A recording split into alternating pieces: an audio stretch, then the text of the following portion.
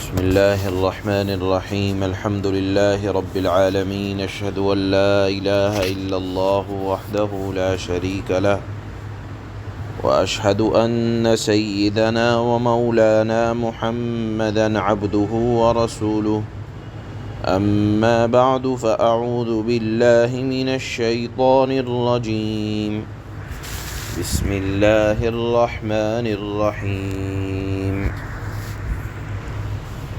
سبح اسم ربك الأعلى الذي خلق فسوى والذي قدر فهدى والذي أخرج المرعى فجعله غثاء أحوى. یہ سورۃ الاعلیٰ ہے.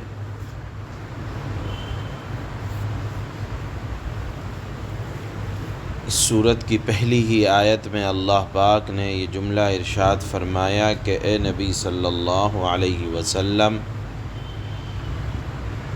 آپ اور جو مومن آپ کے ساتھ ہیں اپنے پروردگار عالی شان کے نام کی تسبیح بیان کریں. سبح یسبح تسبیح، اس کے معنی آتے ہیں عظمت بیان کرنا.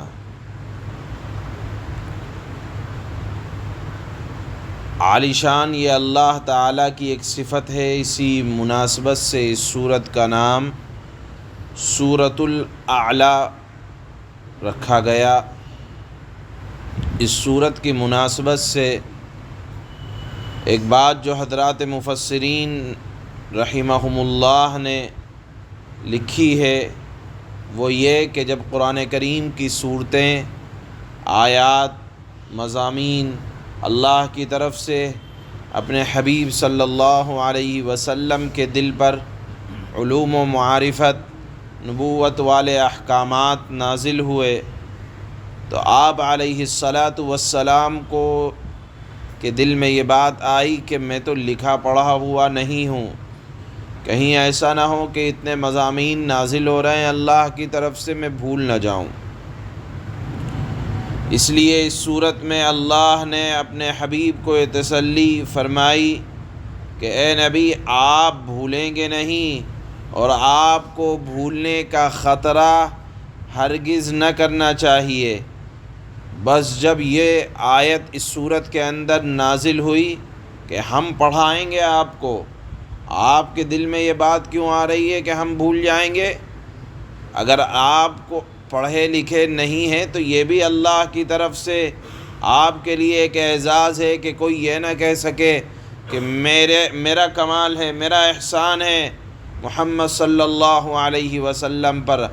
آپ کا پڑھا لکھا نہ ہونا یہ آپ کے لیے عیب نہیں، خوبی کی بات ہے کہ بغیر پڑھے لکھے ہونے کے باوجود بھی ایسے علوم و معرفت کہ جس سے پوری دنیا آئندہ نسل انسانی فائدہ اٹھانے والی ہے، یہ آپ کے لیے کمال کی بات ہے. لہذا آپ بھولے جانے کا یا بھلائے جانے کا تصور بھی ذہن میں نہ لائیں. آپ علیہ السلام کو اس مضمون سے اتنی خوشی ہوئی اور آپ کو اتنی تسلی ہوئی کہ آپ علیہ السلام اس سورت سے بہت زیادہ محبت فرمانے لگے، اور پھر آپ کا یہ معمول بن گیا کہ وتر کی رکعت، تینوں رکعتوں میں سے پہلی رکعت میں آپ کا معمول تھا کہ سورۃ الاعلیٰ کی تلاوت فرمایا کرتے تھے.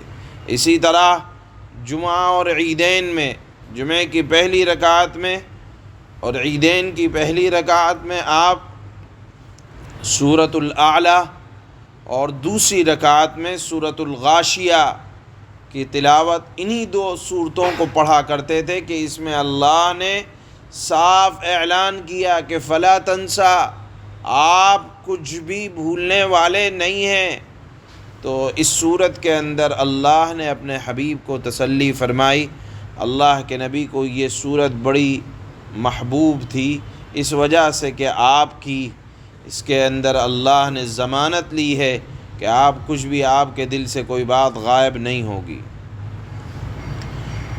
ایک روایت میں آتا ہے، حضرت عقبہ ابن عامر کی روایت ہے، جب قرآن کریم کی یہ ایک آیت ہے فَسَبِّحْ بِاسْمِ رَبِّكَ الْعَظِيمِ، سورۃ الواقعہ میں بھی آئی ہے، اس میں جب اس آیت پر اللہ کے نبی پہنچے تو آپ نے ارشاد فرمایا کہ اس کو اپنے رکوع کا حصہ بناؤ، یعنی اس حکم کی تعمیل میں سبحان ربی العظیم کہا کرو۔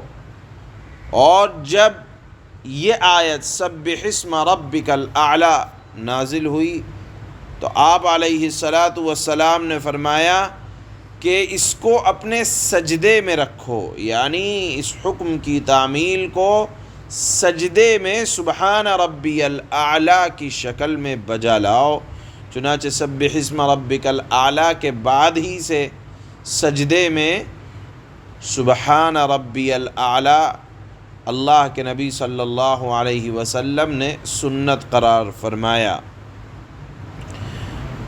اس صورت میں اللہ کے نبی کو شروع ہی میں یہ خطاب ہوا، سبح اسم، اے نبی صلی اللہ علیہ وسلم اور آپ کے متبعین مؤمنین اپنے عالیشان بزرگ و برتر رب کے نام کی تسبیح اور تقدیس بیان کریں۔ تسبیح کے معنی کیا آتے ہیں؟ تسبیح کے معنی یہ آتے ہیں کہ خدا تعالیٰ کو، اللہ کو تمام عیوب اور نقصانات سے پاک، مبرہ، منزہ سمجھنا، اور اللہ کی ذات اور صفات اور افعال کو تمام نقصانات سے بری اور پاک جان کر زبان سے اللہ کی پاکی بیان کرنا کہ اللہ ہر طرح کے عیوب سے پاک ہیں، اللہ کی ذات ہر نقصان سے پاک ہے، اس کو کہتے ہیں تسبیح بیان کرنا۔ اور یہ تسبیح بیان کرنا صرف انسان ہی کا وظیفہ نہیں ہے، بلکہ چرند پرند کائنات کا ہر ذرہ ذرہ اللہ کی تسبیح میں لگا ہوا ہے۔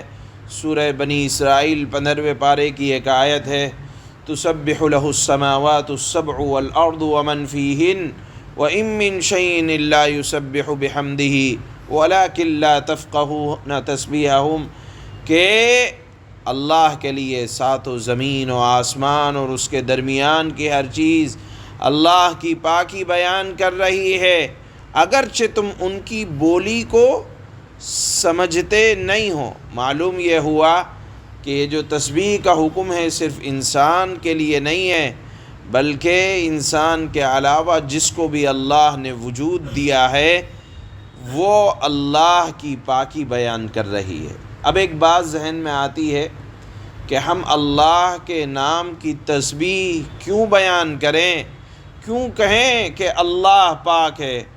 اس بات کی اللہ نے آج کی آیات میں 6 دلیلیں دی ہیں۔ پہلی دلیل یہ ہے کہ ہم اللہ کے نام کی تسبیح اور تقدیس اس لیے کریں گے کہ رب کا، وہ آپ کا رب ہے۔ رب کے معنی آتے ہیں پالنہار، پرورش کے سارے انتظام کرنے والا، نطفے سے لے کر آخر زندگی تک انسانوں کا حقیقی مربی، پالنے والا، محسن، وہ اللہ کی ذات ہے۔ لہذا جو پالنے والا ہے، جو حفاظت کرنے والا ہے، جو احسان کرنے والا ہے، اس کی تو تعریف اور شکر ادا کرنا ہی چاہیے، اور ساتھ میں اس کے احکامات کو بجا لانا چاہیے، اس لیے کہ پالنہار کی، پالنے والے کی کا احسان تو ہر کوئی سمجھتا ہے۔ جانور اپنے محسن کو سمجھتے ہیں کہ ہمیں کھانا ڈالتا ہے۔ پہلی دلیل یہ ہے۔ دوسری دلیل یہ ہے اعلیٰ، اللہ نے فرمایا کہ اپنے رب کی تسبیح بیان کرو، اس لیے کہ وہ تمہارا پالنہار ہے اور وہ اعلیٰ ہے، سب سے بلند و بالا ہے، اس کی شان بڑی اونچی ہے، وہ سب کا حاکم ہے، سب سے زیادہ عالی شان ہے، کوئی دوسرا اس کے ہم پلہ نہیں۔ جب کوئی اس کے برابر نہیں ہے تو تسبیح کا مستحق بھی صرف اللہ کی ذات ہوگی اور صرف اسی کے قابل ہوگی۔ ہماری پیشانی اس لائق کہ وہ اللہ کے سامنے جھکے۔ یہ دوسری دلیل دی اللہ نے کہ تسبیح اس لیے بیان کرو کہ وہ سب سے اعلیٰ ہے۔ تیسری دلیل دی کہ الذی خلق، اس نے ہر چیز کو پیدا کیا، ہر چیز کو وجود میں لانے والا کام صرف اللہ کا ہے۔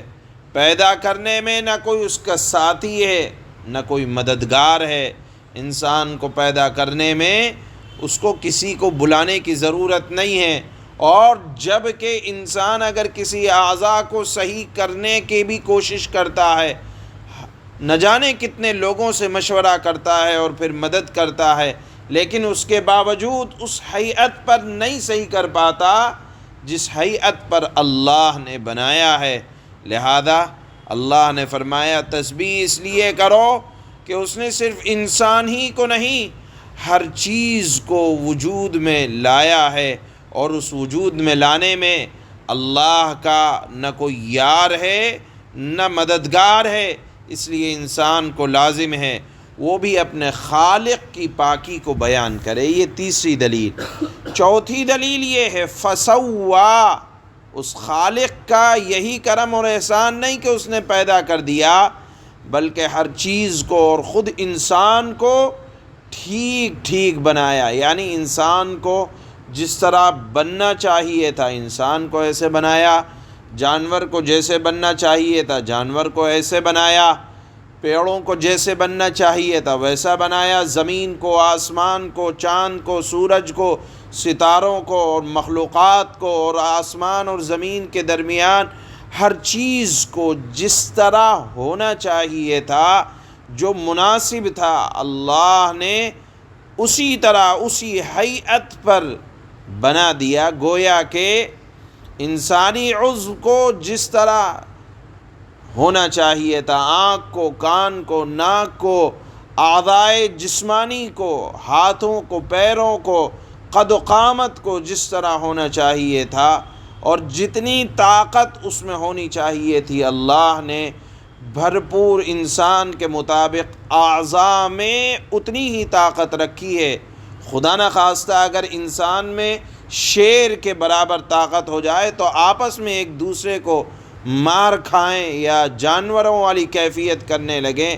لہذا اللہ نے فرمایا کہ جس کے مطابق جو شان تھی، اللہ نے اس کو ٹھیک ٹھیک انتہائی حکمت اور دانائی کے ساتھ، خاصیتوں کے ساتھ، صفتوں کے ساتھ، فوائد کے ساتھ اللہ نے ٹھیک ٹھیک بنایا، جس کے جو اندر جو منافع رکھنے تھے وہ تمام فوائد اللہ نے رکھے۔ گویا کہ بنانے کے بعد بے ڈھول طریقے سے نہیں چھوڑ دیا۔ یہ اللہ نے چوتھی دلیل عطا فرمائی، اللہ کے نام کی تسبیح اس لیے کرو۔ پھر آگے فرمایا والذی قدر فہدی، یعنی رب کی تسبیح پانچویں دلیل اللہ یہ بیان فرما رہے ہیں کہ کائنات کو اندھے اور بہرے اور بے ضابطے قوانین، فطرت کے حوالے نہیں کیا، بلکہ یہاں جو کچھ ہو رہا ہے ایک نظام کے تحت ہو رہا ہے، اور انسان کو اللہ نے ضابطوں کے اندر باندھ دیا، اور ان تمام ضابطوں کا بنانے والا کہ محنت کرو گے تو روزی ملے گی، اسی طرح شادی کرو گے تو اولاد آئے گی، تمام چیزیں اللہ نے بیان فرمائی کہ ایک ضابطے کے اندر وجود میں آ رہی ہیں۔ پھر فرمایا والذی اخرج المرعى، چھٹی دلیل اللہ نے یہ عطا فرمائی کہ اللہ کی تسبیح اس لیے بیان کرو کہ اسی نے جانوروں کے لیے چارے کو نکالا۔ شروع میں سرسبز و شاداب ہوتا ہے، پھر اس کو لمبے زمانے تک چلانے کے لیے اللہ نے اس کو کالا بنا دیا کہ ایک مدت تک جانوروں کے لیے تاکہ ذخیرہ کیا جا سکے۔ شروع میں جانوروں کا چارہ ہرا بھرا ہوتا ہے اور پھر بعد میں جب وہ خشک ہو جاتا ہے تو کالا ہو جاتا ہے۔ اللہ نے یہ تمام دلائل اس لیے عطا فرمائے کہ تم غور و فکر کرو، اور غور و فکر کی دعوت دی۔ اگر تم ان باتوں میں غور و فکر کرو گے تو تمہارے لیے کوئی چارہ نہیں رہ جائے گا کہ تم اپنی زبان سے اور اپنے عمل سے اللہ جو کہ خالق و رازق ہے، مالک الملک ہے، اس کی تسبیح میں اور پاکی میں لگ جاؤ گے۔ یہ تمام 6 دلائل اللہ نے عطا فرمائے کہ دیکھو تم اپنے پروردگار کی اس لیے تسبیح بیان کرو۔ چنانچہ اللہ فرماتے ہیں بسم اللہ الرحمن الرحیم، شروع اس اللہ کے نام سے جو سب پر مہربان بہت مہربان ہے۔ سبح اسم ربک الاعلی، اپنے پروردگار کے نام کی تسبیح بیان کرو جس کی شان سب سے اونچی ہے۔ الذی خلق فسوی، خلق جس نے سب کچھ پیدا کیا اور ٹھیک ٹھیک بنایا۔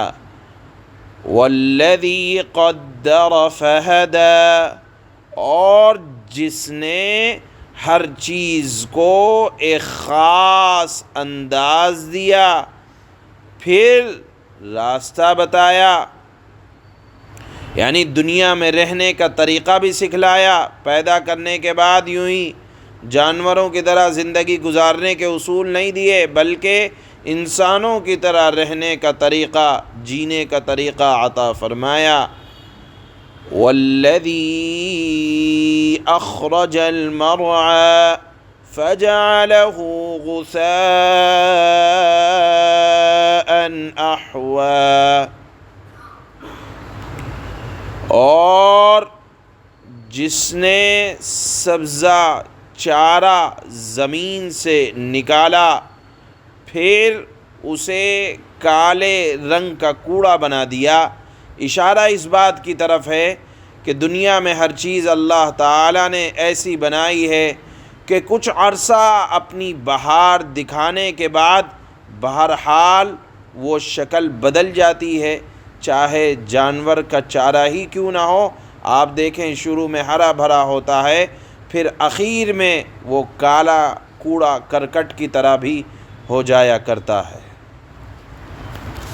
سبحان اللہ بحمدہ، سبحانک اللہ۔